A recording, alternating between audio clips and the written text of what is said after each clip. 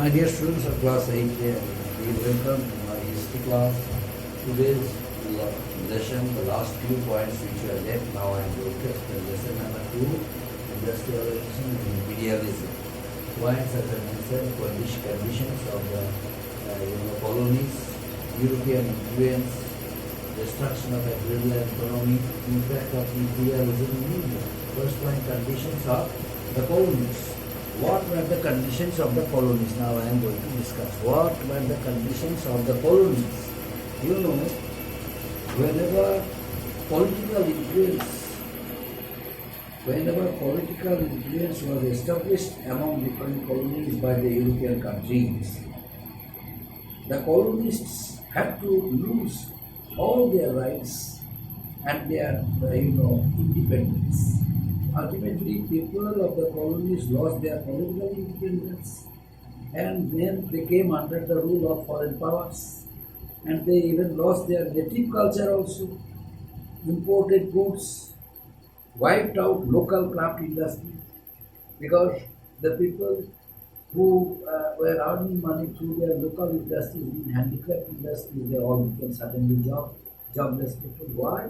Because of the widespread influence and supply of manufactured goods, machine-made goods, bulk in quantities, made the difference between rich and poor.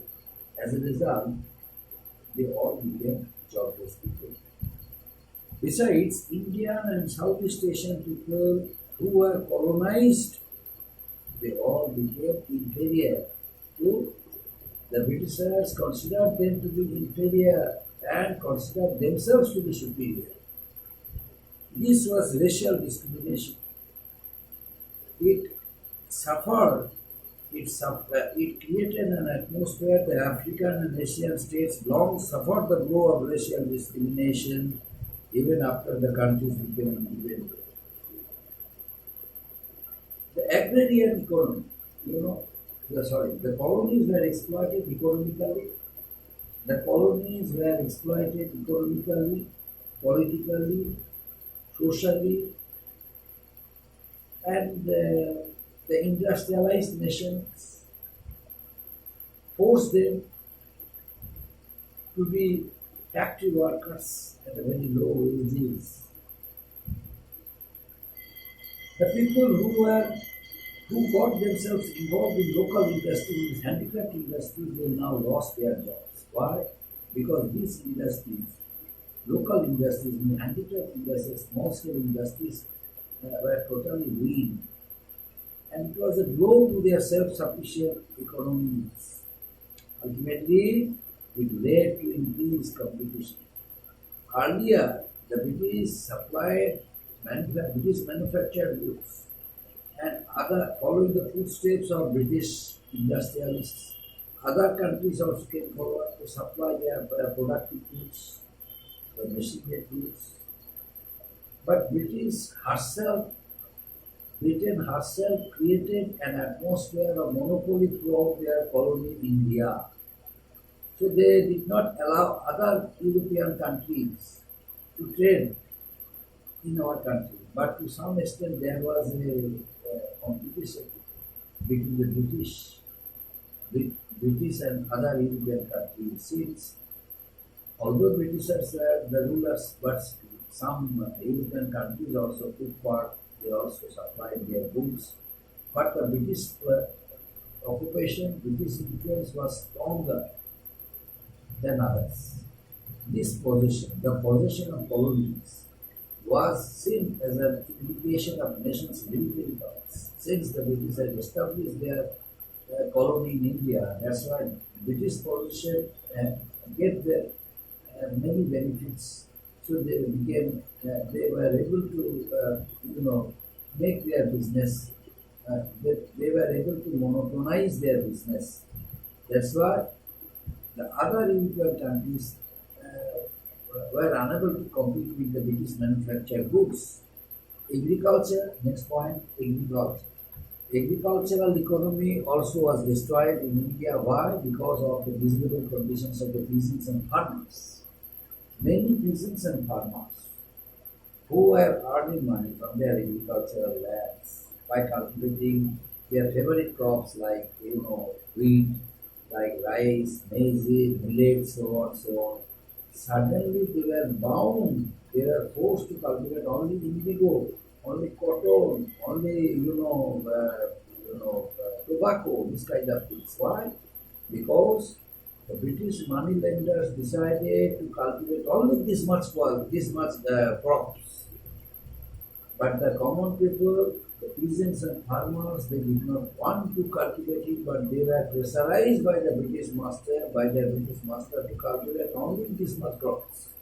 As a result, there came a there came an agitation among them, and those who were trying to agitate against the British, their condition became very miserable. The Britishers, the British masters pressurized them to cultivate. There were a number of repressive and colonial policies they passed against them. Ultimately, they were forced to cultivate only the crops of their liking, just like crops like indigo, because it had huge demand in European markets, especially in England. Indigo, Indian indigo had good quality, superior quality, occupied a high position, a high demand, occupied a strong position in England, and its high demand and made the Britishers very much greedy. That's why they wanted to earn much more money by supplying Indian indigo to their own country, England. That's why Indian peasants and farmers were asked to cultivate only indigo. Besides indigo, to more cash crops, cotton, and tobacco, they forced them to cultivate. And by doing it, they make their trade monotonized. This monotony, this you know, not monopoly, this monopoly, not monopolized, monopolized. This monopoly business gave the British traders a very strong position in India as traders. So, as traders, the Britishers were benefited with the Indian goods, Indian products, Indian crops, and ultimately started earning a lot of money by supplying it to their own country, England and other parts of Europe, other parts of Europe. The standard of living of the poor people became very much poor because they were forced to cultivate in a very unhealthy atmosphere while becoming the workers in factories and industries in England. Imperialism brought confrontation between the cultures. It also led to the exploitation of subjugation of the colonized people. As a result, the non-European people led hard lives. Non-European people led hard lives under colonial rule. So, only because of their colony, the Britishers had made in India, the people of India, they suffered a lot because of the colonial expansion and colonial empire, colonial influence of their colonists, of colonial empire of the Queen. That's why that impact, that wave also reached our country, India, because India was their home. So what the British expected to make our country was realized.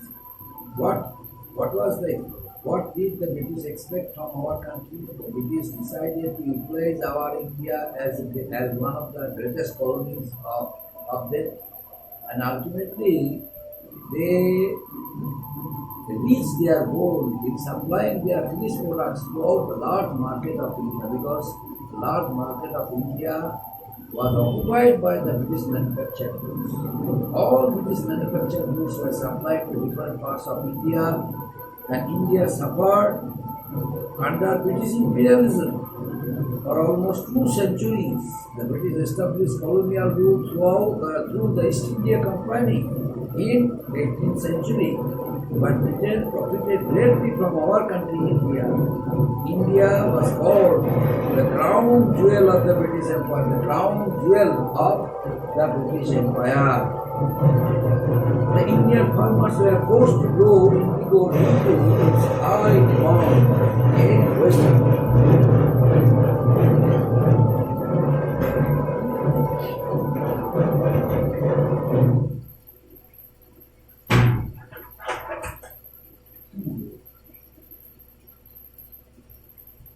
Because of the high demands. Besides, Indian farmers were forced to grow, as I mentioned earlier, only indigo.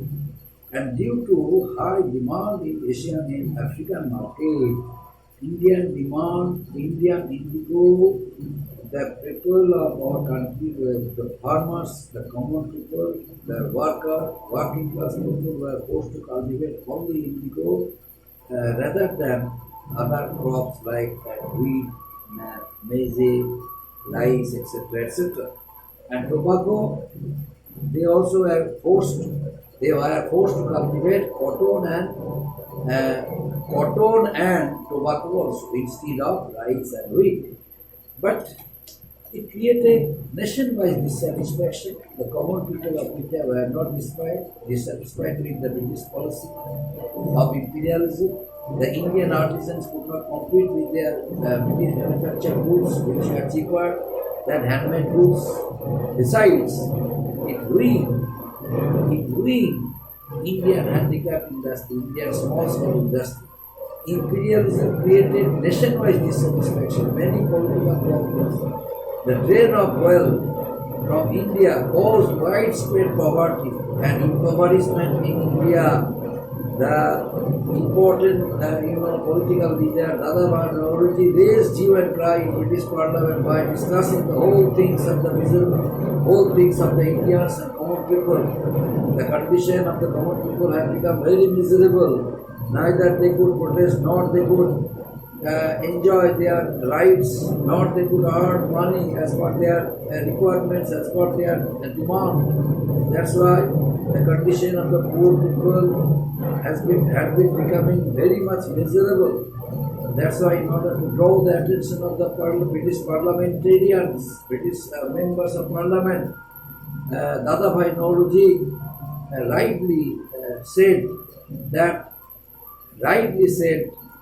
Dadabhai Naoroji rightly said, I quote, the miserable condition of the Indians will be solved only when the British will give up their repressive policy. The British will give up framing a number of repressive policies.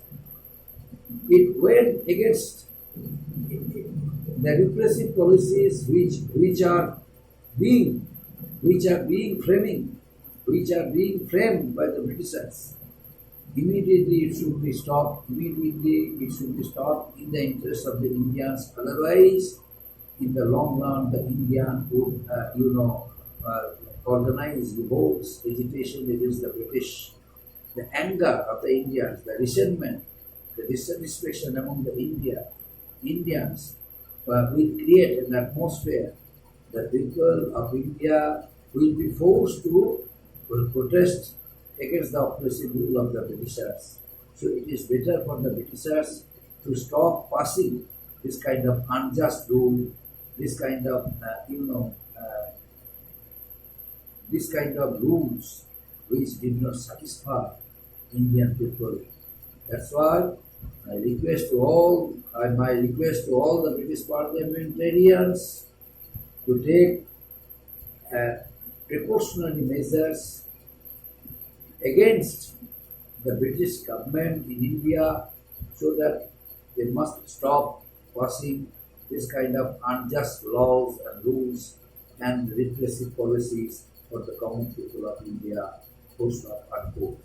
It was quoted by the famous political thinker, political leader, eminent professor of maths of Elphinstone College, Bombay, Dadabhai Naoroji.